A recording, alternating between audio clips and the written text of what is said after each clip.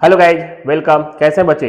बात करें यार, लास्ट क्लास ब्रांच अकाउंट में हमने आपको प्रैक्टिकल प्रॉब्लम नंबर 12 तक बताया था, doctor S M Shukla financial account वाले बुक से। आज की क्लास में यार 3 क्वेश्चन सॉल्व करने जा रहे हैं, प्रैक्टिकल प्रॉब्लम नंबर 13, 14 और 15, डॉक्टर एस एम शुक्ला के बुक से। अच्छे से ध्यान से देखिएगा, हर एक टॉपिक इंपॉर्टेंट है आपके लिए। यह देखिए स्क्रीन पे आपका प्रैक्टिकल प्रॉब्लम नंबर 13 है। स्क्रीन पे प्रैक्टिकल प्रॉब्लम नंबर 13 है, राइट डाउन कर लीजिए इसे। प्रैक्टिकल प्रॉब्लम नंबर 13 और 14 दोनों आपके स्क्रीन पे दिख रहा है, इसी क्वेश्चन को बनाएंगे। प्रैक्टिकल प्रॉब्लम नंबर 13 और 14, चलिए ठीक है, इसे सॉल्व करते हैं, ध्यान दीजिएगा। हाँ गाइज, यह देखिए बच्चे, मैंने 13 और 14 नंबर क्वेश्चन को बना दिया हूं। समझाते हैं यार, ऐसा इसलिए करके बनाते हैं ताकि आपका समय बचा सके और कम समय में ज्यादा क्वेश्चन टच कर सके। चलिए ध्यान दीजिएगा। 13 नंबर में आपका सिंपली ब्रांच अकाउंट जैसे बनाते थे वैसे बनाना था, साथ साथ बोल दिया था कि branch general profit and loss account भी ओपन कर दीजिए। ठीक है, ये आपका 30 नंबर क्वेश्चन था। और आपका इनवॉइस प्राइस 30 नंबर में दिया हुआ था 20% का, 20% दिया हुआ था। ठीक है, इनवॉइस प्राइस 20% था आपका। देखिए यहाँ पे आपके क्वेश्चन में ओपनिंग स्टॉक दिया हुआ था 1,20,000 का, हमने लिख दिया। ओपनिंग डेटर हम लोग का नहीं दिया हुआ था, आपके क्वेश्चन में ओपनिंग डेटर नहीं दिया हुआ था। हम लोग बहुत सारा डेटर अकाउंट का क्वेश्चन लास्ट बनाए हुए थे। अब याद कीजिए कि यार हम बोले थे कि आपका डेटर अकाउंट में कोई भी इंफॉर्मेशन अगर मिसिंग रहेगा तो आप डेटर अकाउंट के थ्रू उसे निकाल सकते हो। ठीक है, मैंने ये बताया था आपको। मैंने डेटर अकाउंट यहाँ पे बनाया, जहां पे आपका कैश रिसीव्ड फ्रॉम डेटर 1,89,500 दिया हुआ था। ठीक है, बैलेंस सीडी क्लोजिंग डेटर आपका 45,800 का दिया हुआ था। क्रेडिट सेल्स 2,05,000 का दिया हुआ था। जब हमने बैलेंसिंग करा तो हम लोग का 30,300 आया, 30,300 जो हम लोग का ओपनिंग डेटर का बैलेंसिंग फिगर आया। तो मैंने यहाँ पे ओपनिंग डेटर 30,300 लिख दिया। क्लियर? गुड्स सप्लाई आपका 1,50,000 दिया हुआ था। गुड्स सप्लाई कितना लिखा हुआ था? 1,50,000। अब यहाँ गुड्स इन ट्रांजिट दिया हुआ है, समझाते हैं आपको। हमने समझाया था कि कहीं कहीं पे अगर क्लोजिंग ईयर का अगर आपका रहेगा तो हम लोग गुड्स इन ट्रांजिट को क्लोजिंग साइड में बस लिखते हैं, और आपका अगर गुड्स इन ट्रांजिट सिंपली रहेगा तो ब्रांच अकाउंट के दोनों साइड जाएगा, ब्रांच अकाउंट के दोनों साइड जाएगा। तो मैंने गुड्स इन ट्रांजिट यहां भी देखिए मैंने 18,000 लिख दिया, और गुड्स इन ट्रांजिट मैंने इधर भी 18,000 लिख दिया। No doubt. अब आगे बचे, देखिए कैश एक्सपेंस में आपका 52,000 दिया हुआ था, मैंने वो लिख दिया। अब लोडिंग ऑन गुड्स रिटर्न, देखिए आपका सबसे पहले यहाँ पे कैश सेल्स 87,500 दिया हुआ था। कैश रिसीव्ड फ्रॉम डेटर 1,89,500 था। क्लोजिंग स्टॉक आपका गिवन था 90,000 का। अब लोडिंग आपका 20% था। लोडिंग कितना परसेंट था? 20%। और इनवॉइस प्राइस हम कैसे बोले थे निकालने के लिए? कि स्टॉक पे इनवॉइस प्राइस निकलता है और रेट बाई 100 प्लस रेट होता है। तो यहाँ पे ओपनिंग स्टॉक 1,20,000 का, और 20/120 आपका 20,000 निकल गया loading on opening stock. Clear? अब लोडिंग ऑन आपका गुड्स सप्लाई था 1,50,000 का। तो 1,50,000 का 20/120 अगर किए तो हमारा 25,000 आया, 25,000। और लोडिंग ऑन इनवॉइस आपका, ये आपका ट्रांजिट वाले पे देखिए, ट्रांजिट 18,000 था, उसका लोडिंग 3,000 आया। क्लोजिंग डेटा हम लोग का 45,800 वो मैंने लिख दिया। अब क्लोजिंग स्टॉक, गुड्स रिटर्न, इन सब का लोडिंग डेबिट साइड जाएगा। क्लियर? जैसे मैंने पहले बताया था एकदम सेम वैसे ही है। तो आपका लोडिंग ऑन गुड्स रिटर्न यहाँ पे 3,000 हो गया, और लोडिंग ऑन क्लोजिंग स्टॉक आपका 15,000 हो गया। जब हमने बैलेंसिंग करा तो ब्रांच का प्रॉफिट एंड लॉस अकाउंट 90,500 आया। ब्रांच का प्रॉफिट एंड लॉस अकाउंट कितना आया? 90,000। अब देखिए यहाँ पे हमने branch profit and loss, general profit and loss account बना, बस आपको बैलेंसिंग करना है। इनवॉइस प्राइस के वैल्यू को बस आपको हटाना है। तो यहाँ पे ओपनिंग स्टॉक 1,20,000 था, इनवॉइस वैल्यू जो था ओपनिंग स्टॉक पे माइनस करके लिख दिए।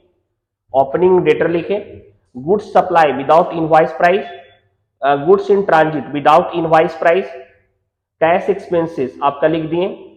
कैश आपका टोटल कैश सेल्स और क्रेडिट सेल्स जितना मिल करके, कैश सेल्स और कैश रिसीव्ड फ्रॉम डेटर, जितना हेड ऑफिस के पास कैश आया उतना लिख दिए। बैलेंस सीडी हम लोग का निकल गया यहाँ पे 90,500, जो जनरल प्रॉफिट एंड लॉस हम लोग का वहां निकला था ना, मैंने वही प्रॉफिट एंड लॉस यहाँ डाला, तो हम लोग का जनरल बैलेंस सीडी यहाँ पे निकल गया 1,35,800। क्लियर। और यह आपका प्रैक्टिकल प्रॉब्लम नंबर 13 कंप्लीट हो गया। प्रैक्टिकल प्रॉब्लम नंबर 13 क्या हो गया? कंप्लीट हो गया। चलिए 14 नंबर में चलते हैं। 14 नंबर क्वेश्चन भी इसी तरीके से था आपका, मेमोरेंडम स्टॉक अकाउंट बनाना था, क्योंकि स्टॉक का वैल्यू नहीं दिया हुआ था। और जैसे आपका सेम डेटर का इंफॉर्मेशन और ब्रांच अकाउंट बनाना था, जैसे आप बना रहे थे, तो यहाँ पे इंफॉर्मेशन आपका गिवन था ओपनिंग डेटर और ओपनिंग स्टॉक, दोनों मैंने लिख दिया। ओपनिंग स्टॉक 10,000, ओपनिंग डेटर 5,000, 15,000 हो गया। गुड सप्लाई आपका 40,000 दिया हुआ है। क्वेश्चन नंबर 14 में गुड सप्लाई 40,000 दिया हुआ, मैंने वो 40,000 लिख दिया। कह रहा था गुड्स सप्लाई टू ऑटोन ब्रांच। समझिए, यह जो ब्रांच है इसका कहीं और भी ब्रांच ऑटोन में ब्रांच है, ठीक है। तो जब सामान सप्लाई करवाया तो आपने एक ऑटोन ब्रांच से और सामान 2,000 सप्लाई करवाया, तो वो भी लिखेंगे अलग नाम से कि ऑटोन ब्रांच से कितना मंगाया है। कैश अकाउंट में एक्सपेंसेस 3,000 का था। उसके बाद कैश सेल्स आपका 20,000 का दिया हुआ था, और कैश रिसीव्ड फ्रॉम डेट 29,000 का था। क्लियर। गुड्स रिटर्न कर दिया 1,000 रुपया का हेड ऑफिस में, और फिर उसके बाद लोडिंग निकाला ओपनिंग स्टॉक पे 25% था, तो 10,000 का 25/125 2,000 आया। लोडिंग ऑन गुड्स सप्लाई 40,000 का 25/125 8,000 आया। और लोडिंग ऑन ऑटोन ब्रांच वाला आपका निकाले तो 400 आ गया। क्लियर। क्लोजिंग स्टॉक, समझिएगा मेरी बात को, यहां पे आपका क्लोजिंग स्टॉक और क्लोजिंग डेटर हमने फाइंड आउट करा है। ओपनिंग डेटर 5,000 का था, क्रेडिट सेल्स 30,000 का था, कस्टमर को डिस्काउंट दिया था 100 रुपया का, गुड्स रिटर्न कर दिया था कस्टमर 500 रुपया का, कैश रिसिप्ट फ्रॉम डेटर हो रहा था 29,000 का, और क्लोजिंग डेटर हम लोग का 5,400 आया, 5,400 आया, जो हमने यहाँ पे लिख दिया 5,400। स्टॉक अकाउंट में भी उसी तरीके से था बच्चे, क्लोजिंग स्टॉक का वैल्यू गिवन नहीं था, क्लोजिंग स्टॉक का वैल्यू गिवन नहीं था। तो यहाँ पे आपका ओपनिंग स्टॉक दिया हुआ है 10,000 का, गुड्स सप्लाई दिया हुआ था आपका 40,000 का, हमने सप्लाई किया था। टोटल हमको क्लोजिंग स्टॉक निकालना है, वह स्टॉक जो बचा हुआ है, वह स्टॉक जो रिमेनिंग बच गया है। तो भाई जितना का स्टॉक हमने सप्लाई करा था, टोटल स्टॉक सप्लाई था कितना ब्रांच के पास में, उसमें से कितना बेच दिया, कितना बच गया, अगर घटा देंगे तो नहीं निकल जाएगा क्लोजिंग स्टॉक। तो यहाँ पे आपका ओपनिंग स्टॉक था 10,000 का, हेड ऑफिस गुड्स सप्लाई किया 40,000 का, उसके बाद कस्टमर एक पहले का था जो 500 का गुड्स रिटर्न कर दिया, तो वो भी स्टॉक में बढ़ा हुआ ना ब्रांच का, तो 500 का वो था। और ओटोन ब्रांच से भी 2,000 का स्टॉक मंगवाया था। टोटल स्टॉक 52,500 का था। टोटल स्टॉक कितना का था बच्चे? 52,000, 52,500 का स्टॉक था। क्लियर। उसके बाद कैश सेल्स, नगद में स्टॉक बेचा 20,000 का, उधार में बेच दिया 30,000 का, गुड्स रिटर्न कर दिया था हेड ऑफिस को 1,000 का, स्टॉक बर्बाद हो गया 1,000 का। तो इसके अलावा जो भी स्टॉक हमारा बचा हुआ रह गया, क्योंकि हमारे पास स्टॉक नगद बिका, उधार बिका, हेड ऑफिस में वापस भेज दिया और बर्बाद कर दिया उतना का, तो जो स्टॉक अभी भी बचा हुआ रह गया वह हमारा क्लोजिंग स्टॉक हो जाएगा। और क्लोजिंग स्टॉक यहाँ पे आपका 500 निकल गया, 500। क्लियर।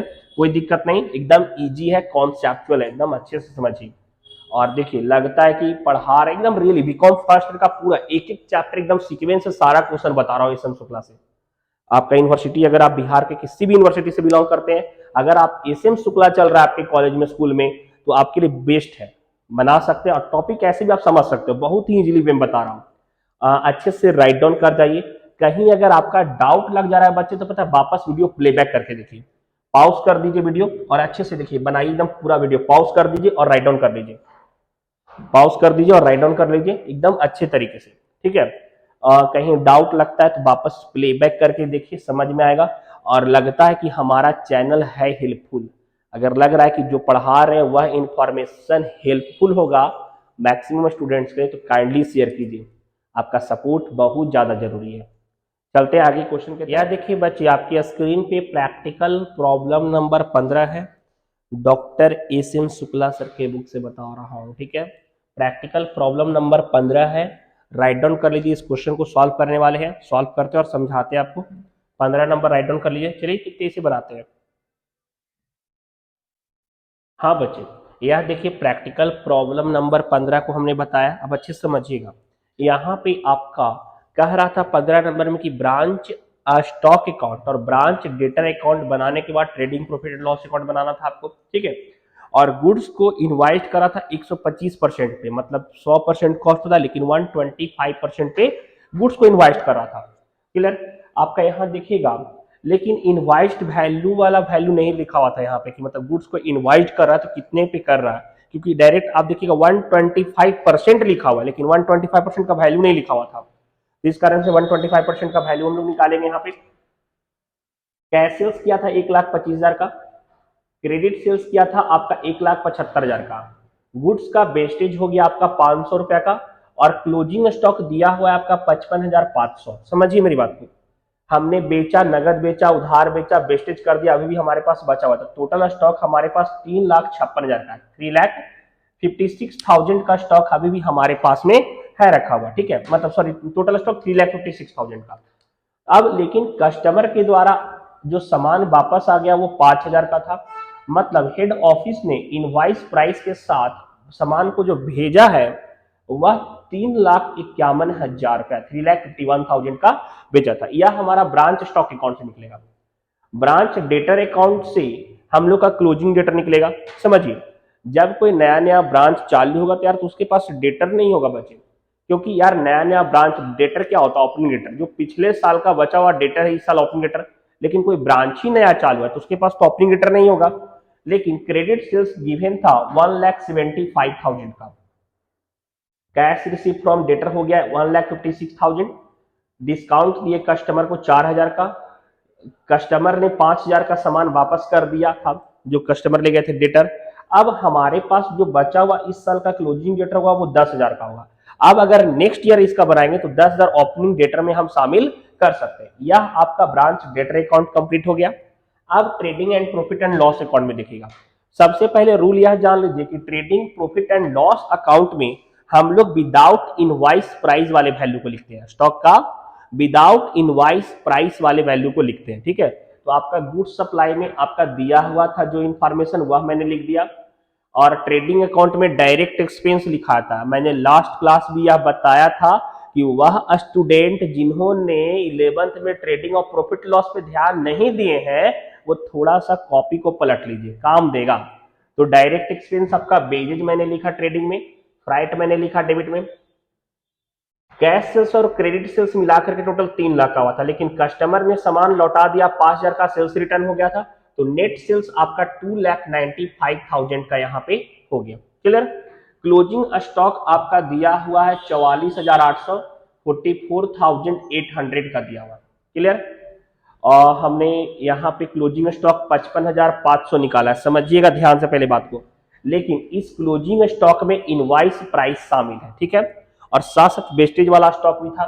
यहाँ वर्किंग नोट मैंने करा है, देखिए 44,800 कैसे आ गया, 55,500 का स्टॉक हम लोग का क्लोजिंग निकला था स्टॉक अकाउंट से, और 500 का स्टॉक जो वेस्टेज हो गया था। टोटल हमारे पास स्टॉक 56,000 का था, जिसमें आपका 25% इनवाइस शामिल था। तो इनवाइस शामिल है 11,200 का, तो 56,000 में 11,200 अगर हम माइनस कर देंगे तो without invoice price closing stock का वैल्यू निकल गया, जो 44,800 होगा, वह मैंने यहां पे लिख दिया। कोई दिक्कत नहीं, समझ में आ रहा है अच्छे से। अब देखिए, उसके बाद अब जब हम ग्रॉस प्रॉफिट हमारा घटाने के बाद आया 45,000 का, और ग्रॉस प्रॉफिट यहां ट्रांसफर होता है। क्लियर? अब आगे प्रॉफिट एंड लॉस अकाउंट में, तो यहाँ पे आपका ग्रॉस प्रॉफिट हो गया। इनडायरेक्ट एक्सपेंस में आपका रेंट था 6,000 का, गुड्स स्क्वायर्ड दिया हुआ था आपका विदाउट इनवाइस प्राइस 400, 500 में 25/125 घटा दीजिए, 100 आएगा, ठीक है, तो आपका 400 का हो गया। डिस्काउंट दिए थे कस्टमर को 4,000 का, तो बैलेंसिंग जब निकालेंगे 45,000 में सबको घटाए तो हम लोग का नेट प्रॉफिट आ गया 34,600, 34,600। और बच्चे यहां तक आपका प्रैक्टिकल प्रॉब्लम नंबर 15 कंप्लीट हो गया। नेक्स्ट क्लास में आगे बताएंगे 16, 17 दो क्वेश्चन नेक्स्ट क्लास में बताऊंगा। लगातार वीडियोस पे बने रहिए, लगातार चैप्टर्स क्लासेस सारे देखते रहिए, हर एक टॉपिक पढ़ा रहा हूं। और सब्सक्राइब नहीं किए हैं तो सपोर्ट तो इतना कर सकते हैं कि चैनल सब्सक्राइब भी वॉच कर रहे हो आप, तो इतना उम्मीद आपसे रखते हैं कि आप चैनल को सब्सक्राइब कीजिएगा, साथ साथ शेयर कीजिएगा, क्योंकि आगे भी सेकेंड ईयर और थर्ड ईयर का भी वीडियो मिलेगा सारा। तो आपके लिए फायदेमंद है चैनल, शेयर कीजिए। Bye, see you.